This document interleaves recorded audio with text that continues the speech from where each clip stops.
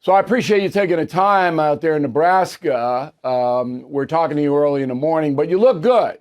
All right, I'm a mess, but you look good, Senator. But thank you for taking the time.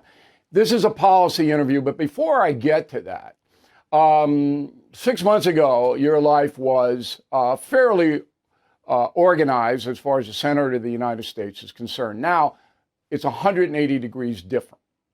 Since you got the nod for VP, give me two things that have surprised you about the whole process. Well, the first thing that I have to point to, Bill, is having a Secret Service detail is just a wildly different thing. I think for my kids in particular, Bill, we have a 7-year-old boy, a 4-year-old boy, and a 2-year-old girl. They can't just like walk out the front door and go to their friends' houses anymore. It's just a slightly different world, right? So I think that has been the biggest just adjustment for the family. I think the really big positive surprise is just you see the country in a totally different light as a VP nominee. And what I mean is, I've run for Senate before, did it 2 years ago. You drive around the state of Ohio, which is, of course, my favorite state, in the back of a used Subaru. Now I'm flying around in a plane going to every corner of the country.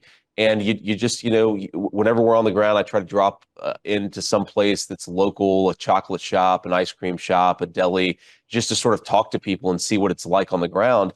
And it's just a totally different way of looking at our country. It makes you realize, Bill, we have the most beautiful country in the world. And I always try to remind, my fellow conservatives, my fellow Republicans, there is a lot for us to be grateful for and a lot for us to be hopeful about. The problem with this country, it's not our workers, it's not our natural resources, our incredible beauty. The problem is leadership. And that's why we're doing what we do. All right, so let's get into the policy stuff. So one of the big issues, as everybody knows, is the open border, which has caused an amazing amount of pain for the United States of America. And we're talking about drugs, we're talking about fiscal issues, cities going bankrupt, chaos, crime, on and on and on. So Donald Trump, and I think you subscribe to this from my research, wants to deport a massive amount of people, millions of people. So my analysis says that's almost impossible. How could a Trump administration deport millions of people?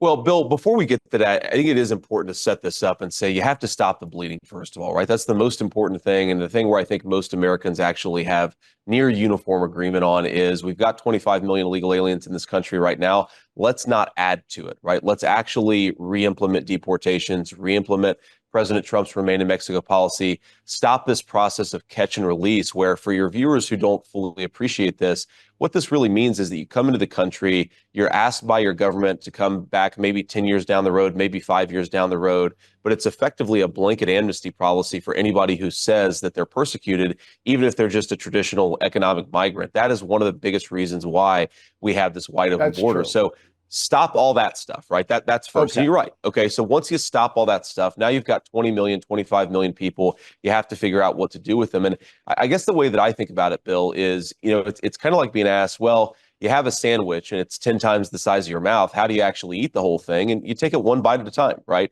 And I think you start with the million most violent, most criminal, illegal alien elements. There's probably, of the 20 million, there's probably 1 million who've committed some violent crime. That's an estimate, but I think it's pretty close to the truth. You deport them first and you focus on them first. And then I think you go down the list from there. Are you going to have a special federal task force set up to track down violent migrants?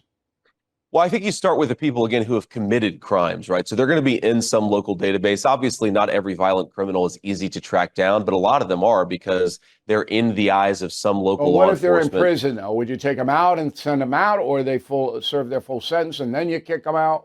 What do you do? I think it depends, but my attitude would be send them back to their home country, let their home country imprison them. Because one of the biggest problems with our local budgets, Bill, and the problems caused by illegal aliens is, it costs a lot of money to jail illegal aliens. Sure. It costs a lot of money to school their children. And it costs, of course, a lot of money to provide medical care. So I think get them back to their country of origin, especially if we're talking about that violent, hardened criminal element. And then I think, look, you are right, Bill, that there are going to be some people where it's very hard to find them. But I think that there are a lot of people where it will be easy to find, and you have to be willing to deport these people if you're going to have a real border policy. Okay. I mean, let me but just you're give going you to have to go through. You're going to have to go through the federal court system to do it, because the ACLU is going to file lawsuit after lawsuit after lawsuit. But that's okay. I mean, I want to just get your vision about what to do. Everything is expensive these days, you know that. The government is printing trillions of dollars and consumer prices higher than ever.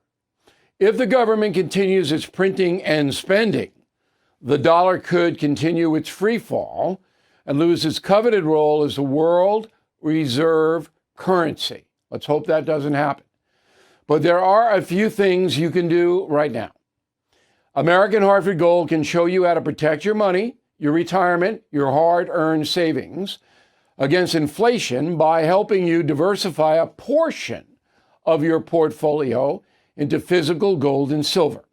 Start with a short phone call, and they can have physical gold and silver delivered right to your door or put inside your 401k or IRA.